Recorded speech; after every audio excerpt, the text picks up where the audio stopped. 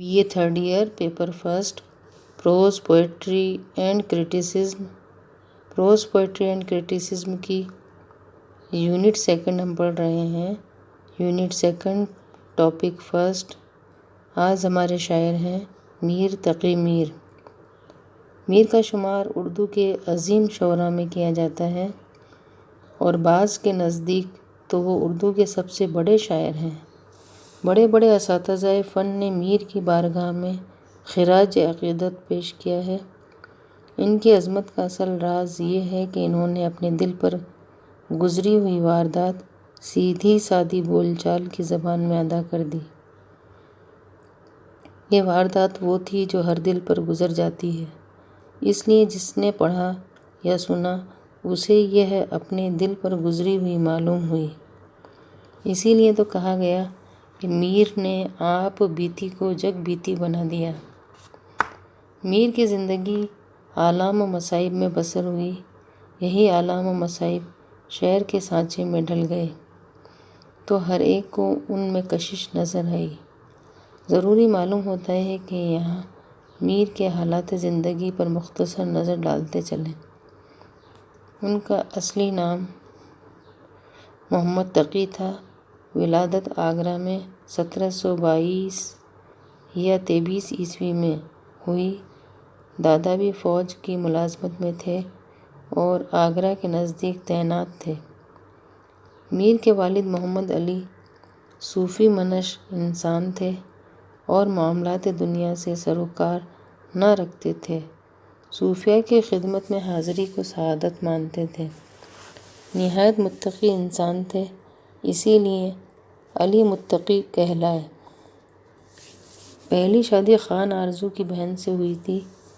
ان سے ایک بیٹا تھا جس کا نام محمد حسن تھا۔ دوسری شادی میر کی والدہ سے ہوئی۔ ان کی 3 اولادیں تھیں۔ علی متقی اپنے بیٹے محمد تقی کو اپنی راہ پر چلانے کی تمنا رکھتے تھے۔ شیر خوار بچے کو اپنی گود میں لے کر ٹہلتے تو کہا کرتے، بیٹا عشق کرو عشق، کیونکہ دنیا میں عشق کے سوا کچھ نہیں۔ اس کے چہرے کی زردی کو عشق کی علامت سمجھتے اور یہ سوچ کر خوش ہوتے کہ خدا نے ان کے نونہال کو عشق کی نعمت سے نوازا ہے۔ امان اللہ، جنہیں اردو دنیا میں میر کے منہ بولے چچا کے نام سے جانا جاتا ہے، علی متقی کے مرید تھے۔ علی متقی انہیں بہت عزیز رکھتے تھے۔ امان اللہ اپنے مرشد کے کمسن بیٹے کو بہت چاہتے تھے اور انہیں لے کر صوفیوں کی خانقاہوں میں حاضر ہوتے تھے۔ میر کے مزاج میں بد دماغی کی حد تک جو بے نیازی تھی، اس میں ان خانقاہوں کی تربیت کا بھی بڑا حصہ تھا۔ محمد تقی نے ابھی پوری طرح ہوش بھی نہ سنبھالا تھا اور ان کی عمر ابھی 11 برس کی بھی نہ ہوئی تھی کہ والدہ کا سایہ سر سے اٹھ گیا اور منہ بولے چچا نے دنیا کو خیر بات کہہ دیا۔ اب یہ بالکل بے سہارا رہ گئے۔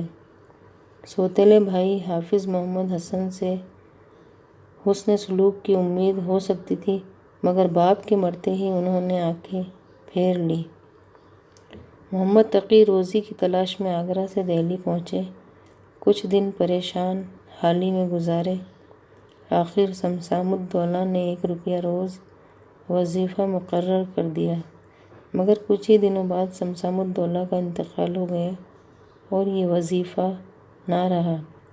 روزی کی طرف سے بے فکر ہو کر وہ آگرہ لوٹ آئے۔ اب دوبارہ دہلی کا رخ کیا۔ اس بار سوتیلے بھائی کے ماموں خان آرزو کے یہاں پناہ لی۔ ان کی توجہ سے میر نے بہت کچھ سیکھا۔ سعادت امرو حوی کے مشورے پر شعر تو پہلے ہی کہنے لگے تھے۔ خان آرزو کی توجہ سے ان کے فن شعر گوئی پر صقل ہو گئی اور وہ محمد متقی سے میر ہو گئے۔ لیکن خود میر کا بیان ہے کہ حافظ محمد حسن نے اپنے ماموں کو بھڑکا دیا اور وہ ان سے خفا ہو گئے۔ میر کو ان کا گھر چھوڑنے پر مجبور ہونا پڑا اور آخرکار ذہنی توازن کھو بیٹھے۔ دیوانگی دور ہونے پر پھر روزگار کی تلاش ہوئی۔ آخر رعایت خاں سے توسل ہو گیا، مگر نازک مزاجی نے نباہ نہ ہونے دی۔ ان کی ملازمت ترک کر کے ایک امیر جاوید خان کے ملازم ہو گئے۔ اسی اثنا میں احمد شاہ ابدالی نے دہلی کو تاراج کر دیا۔ دہلی اجڑی تو میر لکھنؤ آ کر نواب آصف الدولہ کے دربار میں ملازم ہو گئے۔ عمر کے آخری 31 برس وہاں گزار کر 1810 میں جہان فانی کو خیرباد کہہ دیا۔ میر کی زندگی کے مصائب جن کی تفصیل اوپر گزری ان کے شعروں میں ڈھل گئے ہیں۔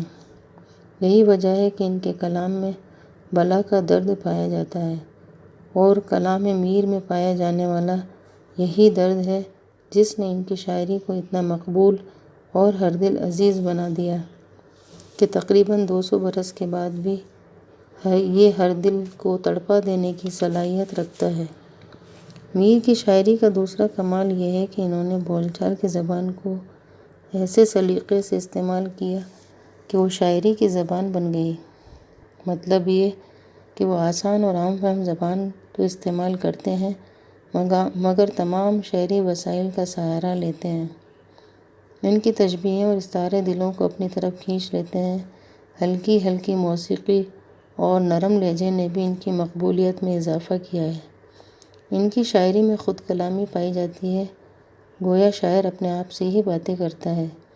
یہی وہ خوبیاں ہیں جن کے سبب میر کا کلام آج بھی جادو کا اثر رکھتا ہے، اور آئندہ بھی اس کی تاثیر باقی رہے گی۔ میر نے متعدد اصناف میں طبع آزمائی کی۔ انہوں نے مرثیے بھی کہے اور بہت اچھی مثنویاں بھی لکھی، مگر ان کا اصل کارنامہ ان کی غزل ہے۔